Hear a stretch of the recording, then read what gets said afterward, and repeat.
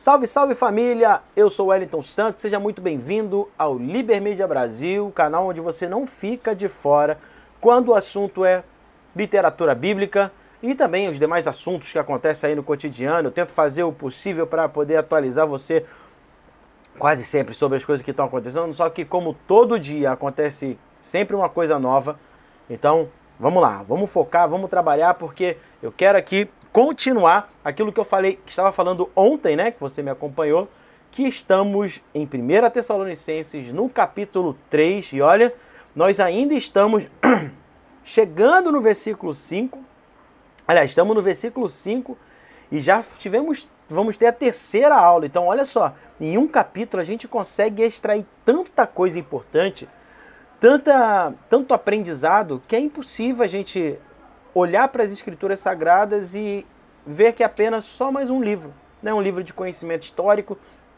um livro de conhecimento religioso. Perdão, eu tô com uma falhazinha hoje na garganta, tô com um bichinho. Quem é dos antigos aí sabe muito bem o que eu tô falando, que é o bichinho do... né? Então eu vou tomar mais uma aguinha aqui, ó, pra gente falar a nossa aula. Bom, vamos recapitular aqui. Falamos na segunda-feira sobre 3 fatos que ressaltam o coração de Paulo como um pastor de almas. O primeiro deles foi o zelo, né? O zelo do apóstolo Paulo. O segundo foi o envio, aliás, o caráter de Timóteo. Perdão, vamos lá, vamos recapitular de novo. O zelo de Paulo, o envio e o caráter de Timóteo, tá? E o terceiro aqui, a gente vai falar sobre as tribulações da igreja. Então, essa aula vai ser muito importante para a gente entender que muitas vezes o cristão, ele acha que as tribulações, eles não foram feitas para nós. A gente não tem que passar por perseguições. A gente não tem que passar por tribulações. Não, a gente não pode passar. A gente vai ser privado das tribulações. Quando que, na realidade, nós temos tanto nas cartas de Paulo quanto dos demais apóstolos, incluindo a carta de Apocalipse, os evangelhos também, e a carta de Apocalipse nos mostra que a igreja passa, né, pela fase difícil, ela passa pelas tribulações, ela passa pelas dificuldades. E por que ela passa por isso? Qual é o sentido da igreja passar pelo fogo, né? Por que a igreja precisa passar pelo fogo? Nós já vimos aqui o apóstolo Paulo demonstrando em ações da igreja, né? A igreja era perseguida, a igreja estava sendo censurada, a igreja estava sendo criticada, mas a igreja se mantinha firme, a fé deles aumentava, o caráter daquelas pessoas era também evidenciado. Então era uma igreja que amadureceu. As provações, ela amadurece a nossa fé. Ela amadurece aquilo que eu aprendi até aqui. Então, por isso é importante a gente ler a palavra. E não somente ler a palavra, mas estudar, ruminar, entenda como você quiser. A Bíblia, ela é o fator importante para que no momento em que estivermos passando pela prova, aí a gente vai fazer igual aquela música, né? Estou passando pela prova, dando glória a Deus. Glória a Deus, glória a Deus. Então vamos lá. As tribulações da igreja. Versículo 3 ao versículo 5, olha, estamos no terceiro dia da semana, terceiro dia de aula, e nós vamos chegar no versículo 5, tá? O apóstolo Paulo, ele aborda 3 verdades sobre as tribulações que atingem a igreja. Então, hoje, a gente vai encerrar essa aula, você vai entender a importância da perseguição para a igreja. Primeira delas, as tribulações, elas fazem parte da agenda de Deus, tá? No versículo 3, na parte B, a gente vai ver isso. As tribulações, elas não são acidentes, mas apontamentos de Deus em nossa vida. Nós temos de esperar, sofrer por amor a Cristo. Olha só, Filipenses capítulo 1, versículo 29. Porque a vós vos foi concedido, em relação a Cristo, não somente crer nele, mas sofrer por ele. Olha isso, não somente crer em Cristo, mas também como padecer por ele e com ele. Amém? Filipenses 1, 29. E não devemos estranhar a perseguição, mas considerá-la parte normal da vida cristã. 1 Pedro, no capítulo 4, versículo 12 a 16, diz assim, olha, amados, não estranheis a ardente prova que vem sobre vós para vos tentar, como se coisa estranha vos acontecesse. Mas alegrai-vos no fato de serdes participantes das aflições de Cristo, para que também na revelação da sua glória vos regozijeis e alegreis. Se pelo nome de Cristo sois vituperados, bem-aventurados sois, porque sobre vós repousa o Espírito da glória e de Deus. Quanto a eles, é ele, sim, blasfemado, mas quanto a vós, é glorificado. Que nenhum de vós padeça como homicida, ou ladrão, ou malfeitor, ou como que se entremete em negócios alheios, mas se padece como cristão, não se envergonhe, antes glorifique a Deus nessa parte. Olha o que o apóstolo Pedro está trazendo para a gente, uma grande revelação sobre as provações, sobre as tribulações e perseguições. Então vamos lá, as perseguições, elas vão apontar, elas visam sempre para o nosso fortalecimento. Lá em João, capítulo 16, no versículo 33, diz assim, ó, tenho-vos dito isso, para que em mim tenhais paz. No mundo tereis aflições, mas tende bom ânimo, porque eu venci o mundo. E depois, em Romanos 5, no versículo 3, diz assim, e não somente isso, mas também nos gloriamos nas tribulações, sabendo que a tribulação produz a paciência. Olha o que ele está dizendo. As tribulações, eles sabem que ela vai produzir o quê? Paciência. Paciência de quem? Daqueles que esperam a manifestação de Deus. E por fim, 2 Timóteo, capítulo 3, do versículo 12, diz assim, e também todos os que piamente querem viver em Cristo Jesus padecerão perseguições. Ou seja, todos aqueles que querem fazer o certo vão sofrer perseguição. Então, estranha muito quando a gente vê pessoas que vendem o seu valor, vendem as suas crenças, vendem aquilo que elas têm de mais valoroso, que é a sua opinião, para não ficarem mal com uma organização, mal com uma instituição, mal com uma ideologia. Eles se vendem. Então eles agarram uma narrativa para que eles não sejam perseguidos. Ora, nós vimos aqui que todos aqueles que querem viver iguais a Cristo vão padecer perseguição. Então isso vai fazer parte da nossa vida. Isso faz parte da minha vida e faz parte da sua vida. Se você quer viver piamente como Jesus viveu, você vai sofrer perseguição. E não adianta tentar fugir disso, porque isso vai fazer parte da nossa cultura de fé. Amém? Então Paulo já havia alertado a igreja sobre a inevitabilidade das provações. Os crentes são perseguidos porque eles não são desse mundo. Eles são chamados do mundo. Eles estão no mundo, mas não são do mundo. Eles não amam o mundo, não são amigos do mundo, não se conformam com o mundo, por isso o mundo os odeia. Então, perdão. Ô Wellington, mas que mundo é esse? O que mundo é esse? É o sistema, é a cultura. É aquilo que o mundo cultua. O que o mundo cultua? A imoralidade sexual. O que o mundo cultua? O dinheiro e o poder. O que o mundo cultua? A desordem, a banalidade, a rebeldia. Isso é o mundo. O mundo é a cultura. O que o mundo cultua? Tudo aquilo que vai fora da nossa esfera e expectativa de fé. Então, se o mundo ele tem um culto, a cultura fala de culto, aquilo que presta culto, tá? Nós temos um culto completamente diferente. A gente vê isso lá em Romanos capítulo 12. Não vos conformeis com esse mundo, com esse século, mas transformai-vos pelo quê? Pela revolução? Não, pela renovação da vossa mente. Amém? Renovação da minha mente. Ou seja, eu paro de cultuar o mundo e o sistema e passo a cultuar a Deus. Beleza?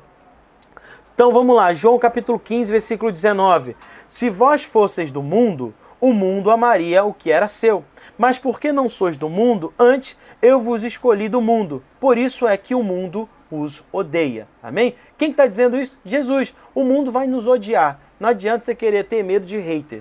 Hater vai ter em qualquer lugar. E quanto mais hater você tem, mais certeza de que você está no caminho certo. A menos, né, que você tenha os haters, aqueles que são exatamente contrários à tua linha de pensamento. Senão você vai falar assim, caramba, o Felipe Neto tem um monte de haters, então ele está vivendo no caminho certo. Não. Esse tipo de indivíduo é alguém que abraçou o mundo e que a sua oposição, na grande parte dela, são pessoas que não compartilham do mesmo pensamento infame desse ser. Amém? A vida dos crentes expõe e denuncia o pecado do mundo. João capítulo 15, versículo 18 ao 22. Se o mundo vos odeia, sabei que, primeiro do que a vós, me odiou a mim. Se vós fosseis do mundo, o mundo amaria o que era seu. Mas porque não sois do mundo, antes eu vos escolhi do mundo, e por isso é que o mundo vos odeia. Continuando. Lembrai-vos da palavra que vos disse. Não é o servo maior que o seu senhor. Se a mim me perseguem, também vos perseguirão a vós. Se guardaram a minha palavra, também guardarão a vossa. Mas tudo isso vos farão por causa do meu nome, porque não conhece aquele que me enviou. Se eu não viera, nem lhes houvera falado, não teriam pecado. Mas agora não tem desculpa do seu pecado. Aquele que me odeia, odeia também a meu Pai. Jesus está dizendo o seguinte, que ele veio, ele expôs o pecado daquelas pessoas, ele mostrou o erro daquela geração, e aquela geração não queria se consertar, então eles passaram a odiar Jesus pelo fato dele ter revelado ao mundo o que eram aquelas pessoas. Beleza? Show de bola? Os crentes são perseguidos porque o mundo não conhece o Pai nem a Cristo, nosso Salvador, como nós vimos aqui, né? E lá em João capítulo 16, versículo 3, diz assim, e isto vos farão porque não conheceram ao Pai e nem a mim. Não conheceram nem a Deus e nem a Jesus, tá bom? Os crentes são perseguidos porque o mundo está enganado quanto a Deus e quanto aos seus próprios crentes, né? João 16, do versículo 2 a 3, diz assim, perdão, expulsar-vos-ão das sinagogas, vem mesmo a hora em que qualquer que vos matar cuidará fazer um serviço a Deus. E isto vos farão, porque não conheceram ao Pai nem a mim. Deixa eu falar uma coisa para você que é importante. As pessoas vão perseguir a igreja, perseguir os cristãos e vão acreditar que estarão fazendo serviço para Deus. Wellington, explica isso para mim, por favor, porque eu não entendi. Como é que as pessoas vão acreditar que estão fazendo serviço para Deus e vão perseguir a igreja de Deus? Lembre-se de uma coisa que está acontecendo hoje no Brasil, tá? No Brasil, nós estamos vendo uma cultura de uma nova, de um novo evangelho. E esse novo evangelho, as pessoas, elas cultuam a um Deus de amor, a um Deus que tudo ama, a um Deus que ama né, uma pessoa que, né, ele aceita, né, uma pessoa que quer casar com uma pessoa da sua mesma parentalidade. Você entende o que eu estou falando, né?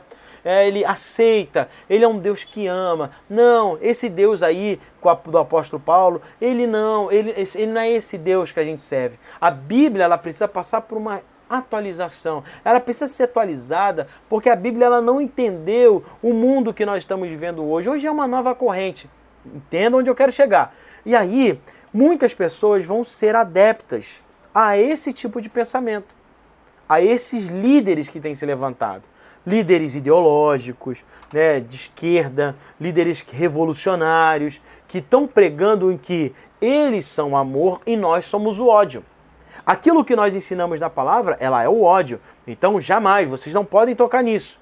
Vai chegar um momento em que essas pessoas vão se levantar contra a igreja, que somos nós, aqueles que pregam aquilo que está nas Escrituras Sagradas, e acreditando que estarão fazendo um serviço a Deus, vão nos perseguir, vão nos açoitar, vão nos espancar e vão até nos matar.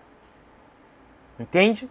Wellington, meu Deus, mas você não fica assustado com isso? Não, de maneira alguma. Isso é um sinal de que se o dia aí que isso começar a acontecer, estaremos num caminho muito certo, onde um dia a gente vai ser separado dessas pessoas. Mas é isso que vai acontecer. Amém? Então entenda, o Brasil está sendo preparado para uma nova cultura, um novo evangelho, que não é esse que a gente faz parte. Mas essas pessoas no futuro que pregam o amor e que acham que a gente é o ódio, elas vão nos perseguir acreditando estarem a serviço de Deus, mas elas estão na mão de homens manipuladores, canalhas, que estão investindo pesado, rios e rios de dinheiro nessas novas igrejas, e eles vão nos perseguir. E isso vai ficar claro para nós quando a gente começa a ver aquilo que aconteceu com Jesus, o que aconteceu com os apóstolos. Beleza? Então, as tribulações, então nós vimos aqui, né, que as tribulações elas fazem parte da agenda de Deus, elas precisam acontecer. Segunda coisa, as tribulações trazem inquietação à igreja. Quando a igreja deixa de olhar a vida na perspectiva de Deus, ela fica inquieta, perturbada e desanimada nas tribulações. Ou seja, quando a igreja passa a olhar diretamente, a focar diretamente no que ela pode ter, na influência que ela pode alcançar e no dinheiro ou a riqueza que ela pode alcançar, que ela pode obter. Então, quando a igreja começa a se desviar demais daquilo que Deus destinou ela a fazer, o que acontece? Pimba, tribulação, perseguições.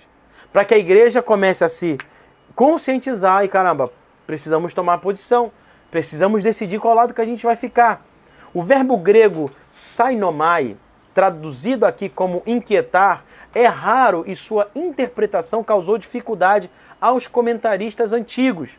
Era usado desde os tempos de Homero para referir-se ao abanar o rabo de um cachorro. Tá? Inquietar aqui.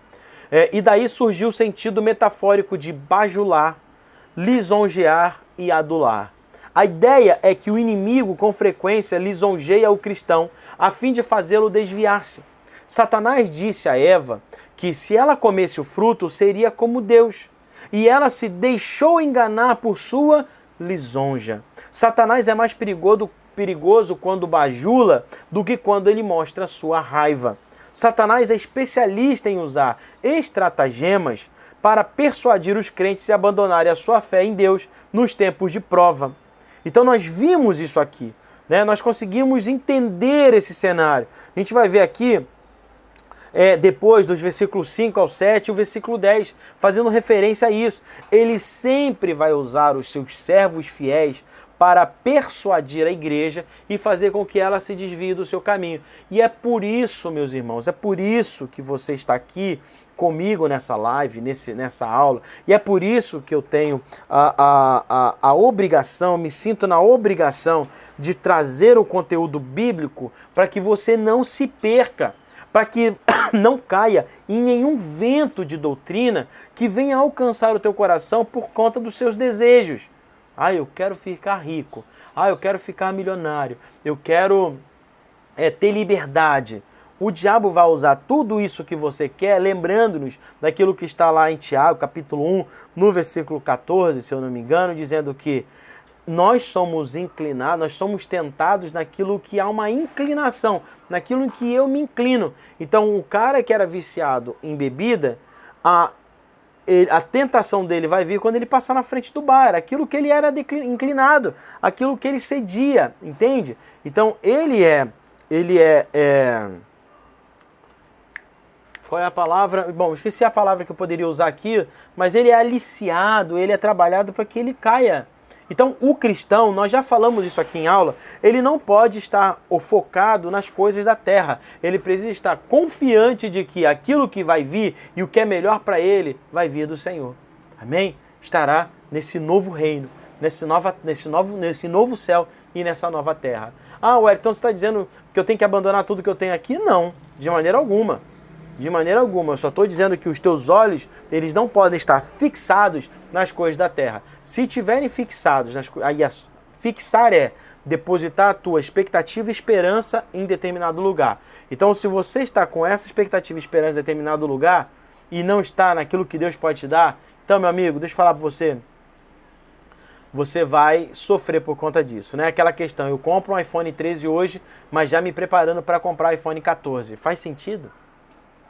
Não, comprei o 13 aqui, nossa, mas quando eu vi o 14, eu já quero comprar o 14. Aí você passa a sua vida inteira gerando uma expectativa, esperança, com os olhos fitos naquilo que não vai te trazer benefício algum, tá? Então nós vimos aqui que as tribulações, elas trazem inquietação para a igreja. Os inimigos do evangelho estavam tentando seduzir os neófitos tessalonicenses. O que é o neófito? É aquela pessoa que é nova na fé, é aquela criança que acabou de se converter, passou pelo batismo nas águas, não sabe nada da estrutura bíblica, não sabe nada a respeito da fé, da ressurreição, da morte de Cristo, o sacrifício dele. E a igreja ela tem a responsabilidade de ensinar essas pessoas a respeito desse caminho do qual nós servimos. Então, os inimigos eles queriam seduzir essas pessoas. E o que o velho apóstolo, e dizendo também que esse apóstolo, que era o apóstolo Paulo, os havia abandonado. E o que melhor era aquela igreja fazer era retroceder e abraçar novamente o paganismo. Abraçar novamente as ideias de que não, você só pode ser salvo se você passar pela circuncisão, só pode ter uma experiência com Deus se você for circuncidado.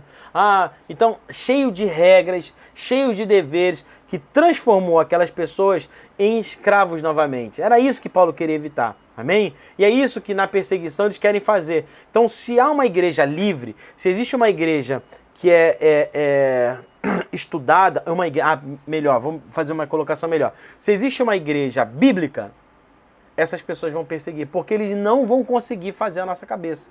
Eles não vão conseguir nos manipular, porque a gente tem a letra, a gente tem o estudo bíblico, e ninguém vai chegar para você e dizer o que se deve ou não, a menos que faça sentido para você e você esteja buscando em alguém algum conselho.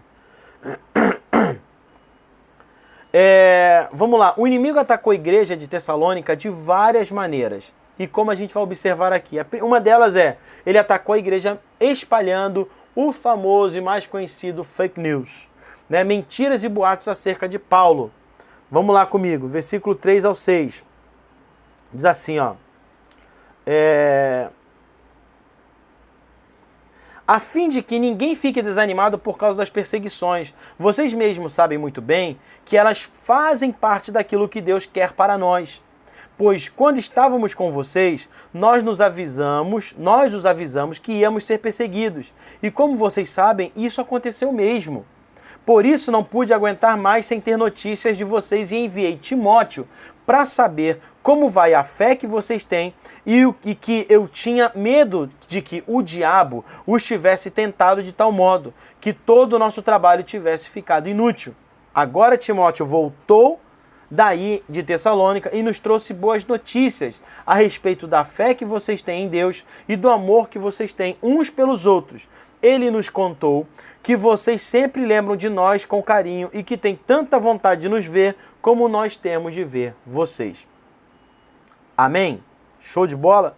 Então a igreja ali havia espalhado fake news. Inimigos da igreja tentaram macular a imagem de Paulo, dizendo que ele não era um bom líder, que ele era um cara que ele era rude nas cartas, mas ele era omisso quando estava diante dos irmãos, que ele era duas caras. Então muitas mentiras foram faladas. Talvez estavam dizendo ali que ele era, ele tinha discurso de ódio, discurso venenoso, que ele era fundamentalista, que ele era gordofóbico, homofóbico. Talvez muitos eram os caminhos que estavam sendo apontados para o apóstolo Paulo, e nós já vimos que isso não é verdade. Ele era como uma mãe amorosa, um pai exemplar, um pastor amoroso, um ganhador de almas, alguém que amava as pessoas. Como é que as pessoas viam o apóstolo Paulo e poderiam ouvir dizendo que ele era uma pessoa ruim? Não tinha como, não entrava nas faculdades mentais daquela igreja. Então eles repudiaram a ação daqueles mentirosos e a fé daquelas pessoas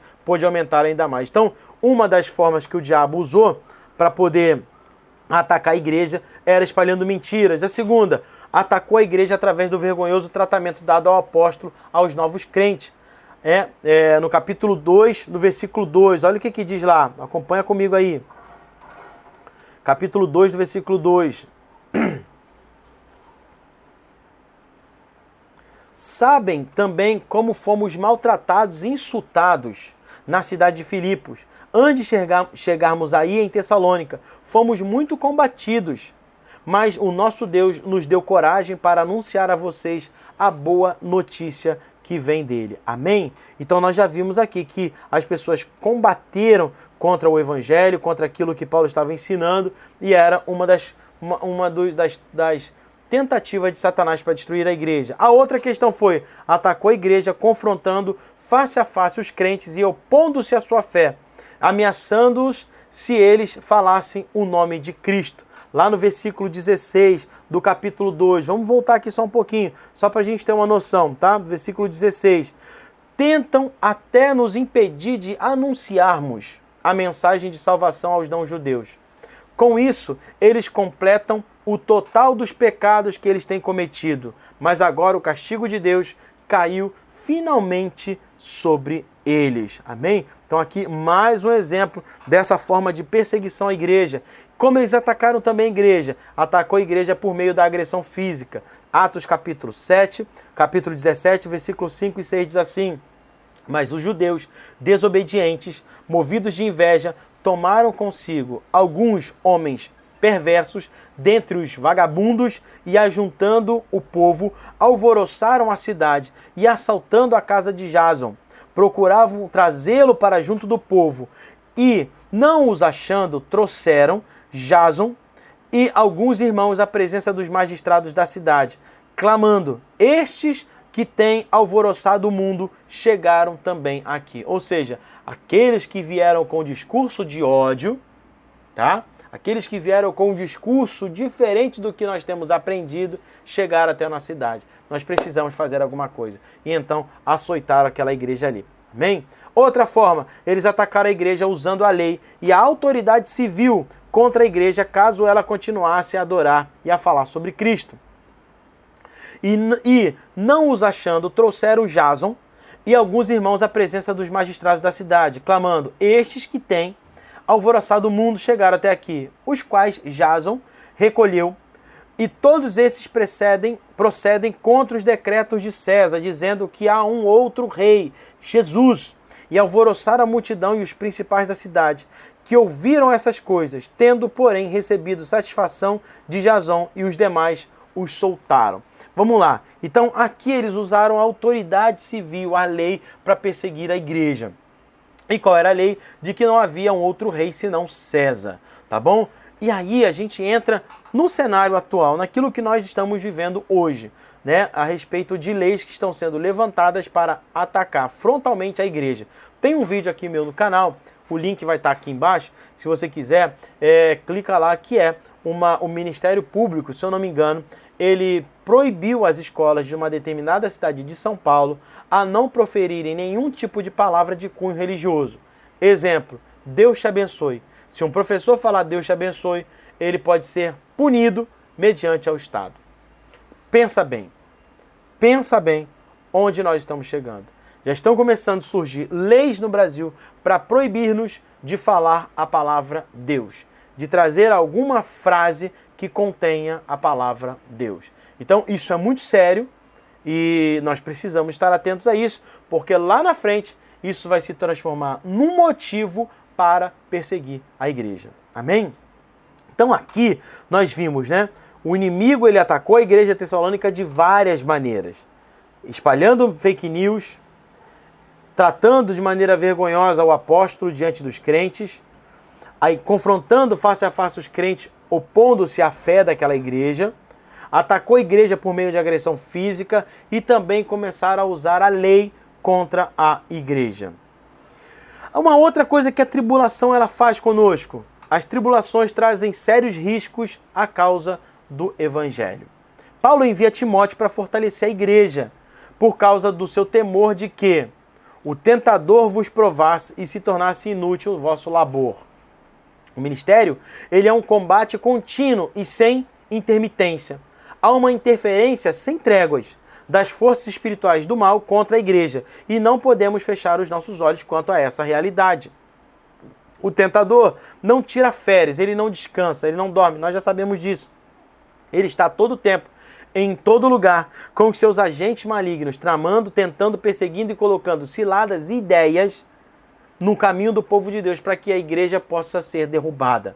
Muitas pessoas abandonam a fé no meio do espinheiro das provações, escandalizando-se com o evangelho e precisamos então estar atentos. Então vamos lá, vamos terminar essa aula de hoje aqui, dizendo o seguinte: muitas pessoas, jovens, entram na faculdade e de repente, com 3 meses, eles já estão completamente mudados. Por que isso acontece?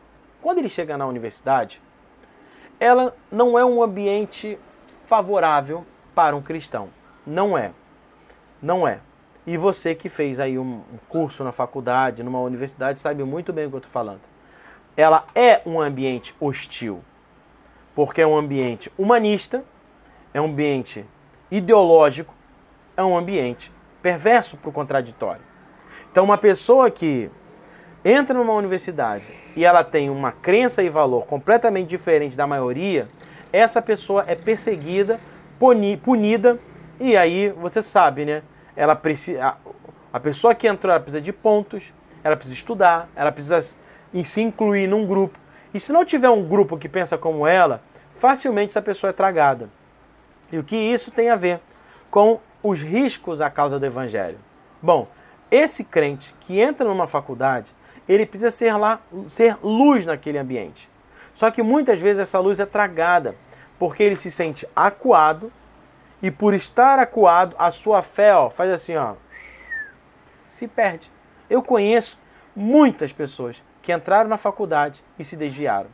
Se desviaram porque não conseguiram segurar a onda, não conseguiram se manter firme nas suas convicções, porque eles entraram naquela redoma, né? Eu esqueci o termo que se usa, que é quando você, né, o grupo inteiro está falando que o verde, na verdade, não é verde, ele é amarelo, e você acaba dizendo que realmente ele é amarelo, ainda que você veja que aquilo dali é verde. Né? Eu esqueci o termo que usa para isso, mas é notório. Então, o que o apóstolo Paulo se preocupava? Cara, a igreja deve estar passando por muita perseguição. Se eles estiverem na minoria, eles podem sucumbir, eles podem perder a fé. Então, Timóteo, vai para lá, auxilia aquelas pessoas, auxilia aquela causa, para que eles não se desviem. Amém? Só que Timóteo chega naquela cidade e ele encontra um cenário totalmente diferente e ele traz um relatório para Paulo que era um relatório animador. A fé daquelas pessoas motivou ainda mais a jornada deles na fé. Ainda que, mediante as tribulações, aquela igreja se manteve de pé. E aí eu pergunto para você que está me acompanhando nesse vídeo de hoje, como está a tua fé? Será que uma pequena crise que está acontecendo na tua vida está fazendo com que você se desvie? E aí? Será que ao olhar a igreja em Tessalônica, você se envergonha? Porque você já abandonou o barco? E você talvez nesse momento está desejando no teu coração abandonar o barco?